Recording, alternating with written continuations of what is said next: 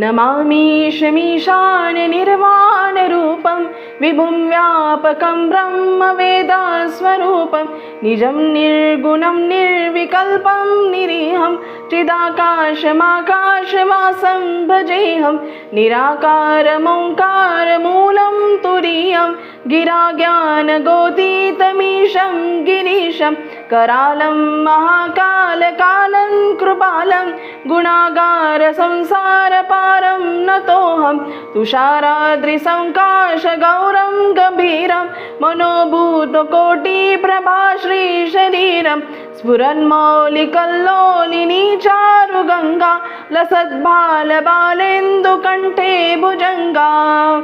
चलत्कुण्डलं भ्रूसुनेत्रं विशालं प्रसन्नाननं नीलकण्ठं दयालं मृगाधीशचर्माम्बरं मुण्डमालं प्रियं शङ्करं सर्वनाथं भजामि प्रचण्डं प्रकृष्टं प्रगल्भं परेशम् अखण्डम् अजं भानुकोटिप्रकाशं त्रयशूलनिर्मूलनं शूलपाणि भजेऽहं भवानीपतिं भावगम्यं